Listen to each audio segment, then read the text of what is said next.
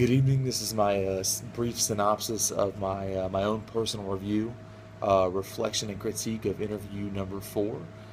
As usual in the interviews, I like to go over the cons first before I address the pros.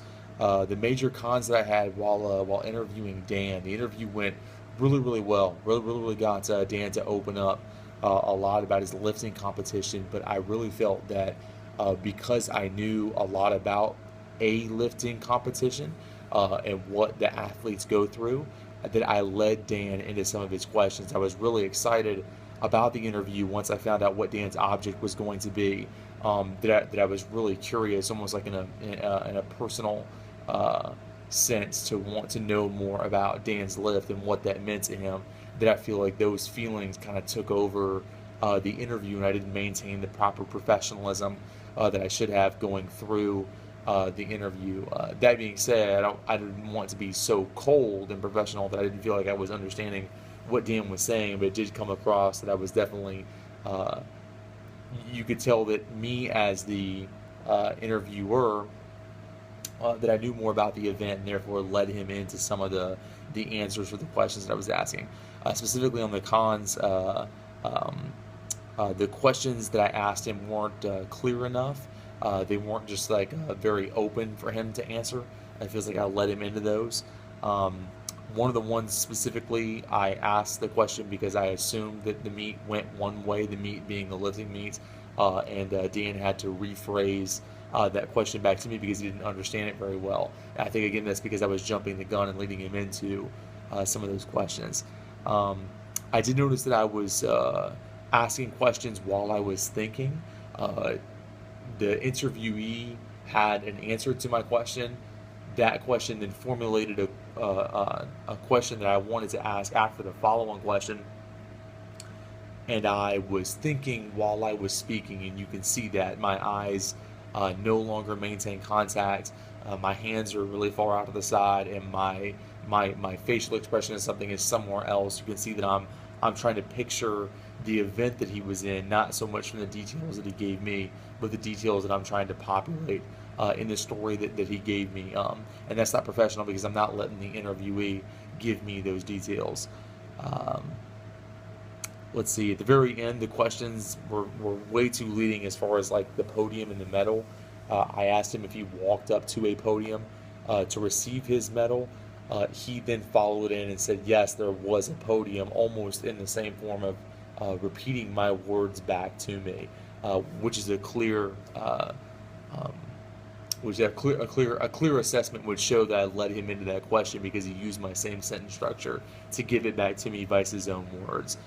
Last but not least, something that's plagued all my interviews is I use the word I use a lot of fillers, and then when somebody gives me an answer to something, I always use a word like "that's great," "that's amazing," "fantastic." It's to me, it feels like a compliment that I'm giving the person, but when I watch it happen on film, it just looks unprofessional. It's something that I definitely have to work on, even here at interview 4 at the end of the semester.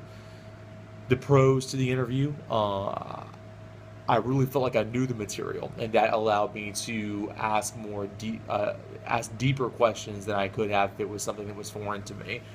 Lifting competitions, working out, physical fitness is something that I've done my entire life, and so when Dan told me that the object was this medal that he had won from a lifting competition, I knew the proper questions to ask. It almost got me excited that you could see in the interview that I was ready to ask him about those questions. It still did not look professional. I kind of compared it to before the NPR National Public Radio assessment of how to interview somebody. One of the things that I watch every single night is SportsCenter. I started to compare my interview to SportsCenter, which I know is way above the required level. But those sportscasters that are on SportsCenter have got to know way more about the sports than most of even the athletes do because they've done it for so long. But they still maintain a professional interview technique where they're not leading the athlete into certain questions. They let the athlete give them the answers, even though the interviewer, clearly knows the statistics behind things, the probability behind things, and probably gets excited about those things. They still maintain that proper neutral tone, asking the questions, and really let the athlete come to life in the interview, vice the interviewer come to life in the interview. Uh, that's definitely something that I would like to work on, something that I've noticed as far as critique. Another pro is that I really got Dan to developing the imagery of lifting the weights. The whole medal is based on his idea of lifting 480 something pounds. That to me, I feel like is a substantial amount of weight that any listener or watcher of this film would want to know more about. How does a human body lift that much weight? It's kind of an astronomical figure. And so getting Dan to walk us through the way that he lifted that and got that up off the ground, I thought was really good at painting imagery and getting people into that. Um, I walked in through his anxiety. He made the comment that the weightlifting to him was something that relieved him of his anxiety and stressors. I believe he said he had insomnia before, that he couldn't sleep and things like that, and that this weightlifting pulled him out of that. And I wanted to walk through that pull. I wanted to get back to the stage of when he had anxiety and insomnia and walk us through what weightlifting did to get him out of that. To the viewers that would watch this type of video, and I feel like I did a really good job of that. Um, also addressing his contrary belief on the gym, Dan made the comment that was really surprising to me is that once he goes into a gym, he feels safe.